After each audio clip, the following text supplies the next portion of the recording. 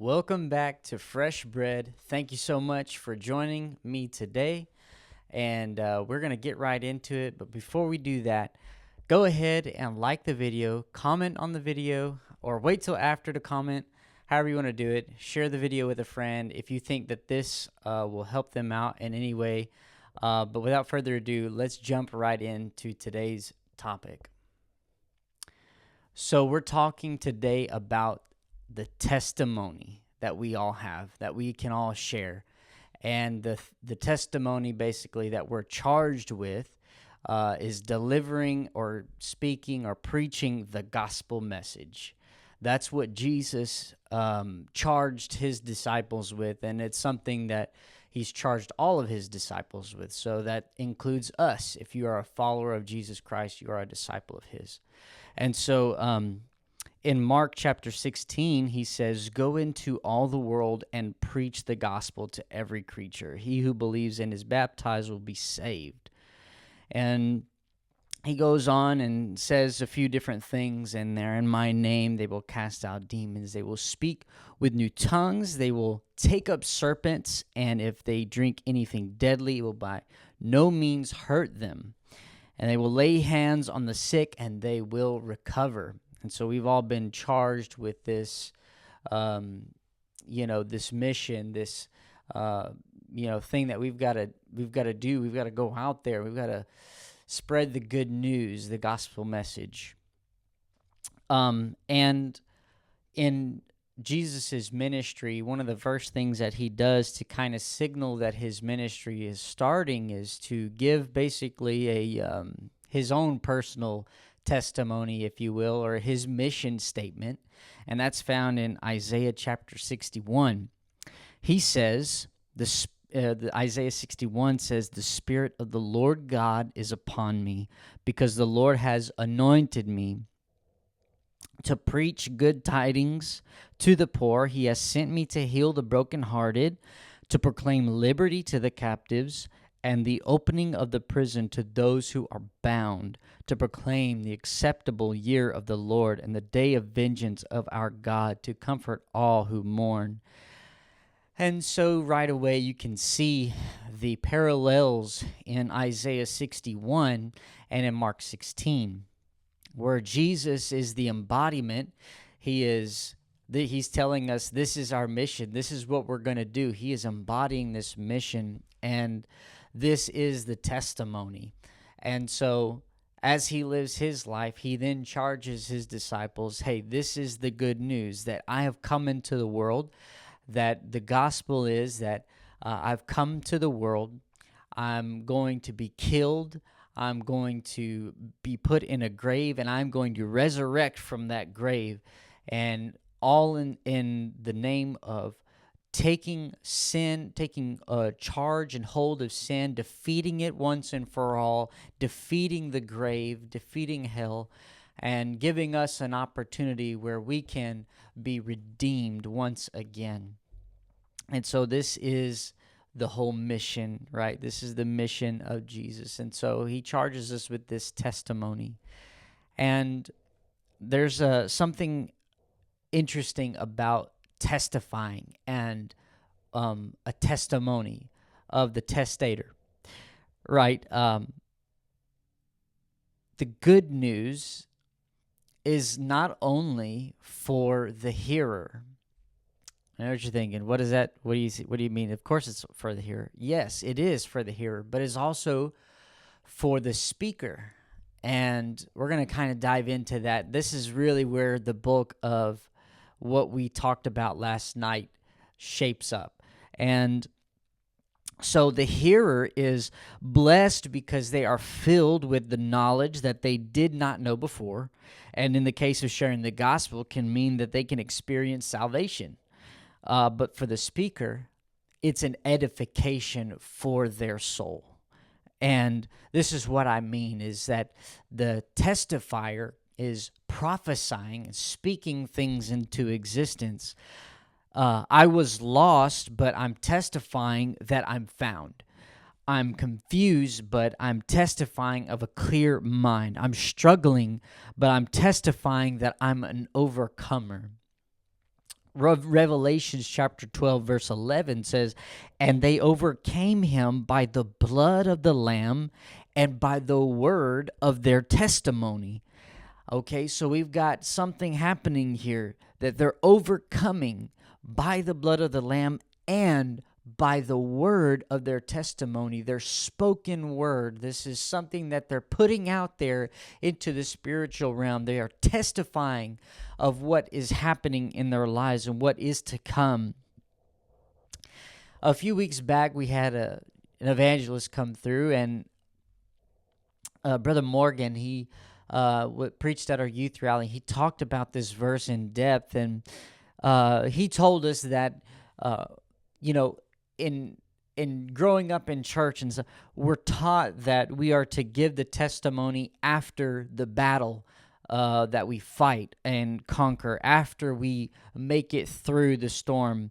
Then we get up on a Sunday or whatever it is, and the testimony service, and we say, "I was going through this, but now I'm out of it. I was sick, but now I'm healed." And he began to point out that we got this backwards. According to the word, what we just read, you don't testify after the fact. It's telling you how you overcome by the word of their testimony, by the blood of the Lamb and the word of their testimony. So we have to practice this revelation of the spoken word so that while we are broken, we stand and say, "I'm whole." While our family is going through, is in shambles or lost or out in the world, you testify and you say, "I see my family praying through." And so you come to church anxious and you say, "I have peace." You're depressed, but you say, "I've got joy." Even in your brokenness, even in your depression, even in your anxiousness, you're proclaiming beyond that. You're not allowing that to manifest itself and to erode your faith or erode what God is trying to do in your life. And so you are testifying and you're prophesying of what's to come. And that is the authority by which we overcome, by the spoken word. We're testifying. And so when we're preaching the gospel message to somebody, yes, we are giving the gospel to somebody, and that means they have a shot at life. But on the flip side, for the speaker, when we are testifying of the saving power of God, we are in a continual motion of being saved. We are being filled with life from the Lord while we are speaking the testimony of Jesus, that he saves, he heals, he delivers, he does all of these amazing things. And while we're doing that, it's propelling us toward a future with life, and a life that is joy-filled, that is goodness-filled, kindness-filled, that is full of the fruit of the Spirit. And so that's the power of the testimony. And so while we are, yes, preaching the gospel, yes, that is for the hearer, but we are also edifying our own selves while we're doing it. That's the beauty of the gospel message, that while we're telling somebody else about it, or we're testifying of what God has done or how good God is, we're also being filled at the same time. And that's so amazing. It's so beautiful. And that is the remedy of an overcomer. I have overcome even in the middle of the battle. And so I want you to understand that I'm not saying that this is some kind of spiritual hack to trick your mind into believing a lie. What I'm saying is that while, yes, you are going through that thing, there's power in your spoken word, in your testimony, that can literally bring you out of it. And we can look at different examples in the Bible, but Paul and Silas are one of the, you know, key markers of this very thing happening in real time. They begin to sing praises while they were in the prison. Their outlook is grim. They're chained to walls. They're shackled. They're in a dark place. They have not been fed. They've been beaten. They're in one of the worst places that they could possibly be. Yet they testify about how good God is. Yet they sing psalms and unto their Lord, and they're filled with hope and faith. Whatever's going on in their lives, hey, that doesn't matter. They know the King of Kings, and they begin to praise and sing those psalms. And one of those psalms that has been thought of that they have spoken or sang was the Great Hallel, which is Psalms 136, or as over the course of hundreds of years, this has become known as the Great Hallel.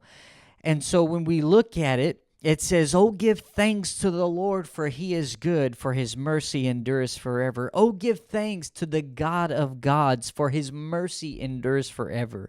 They're in a prison and they're singing this.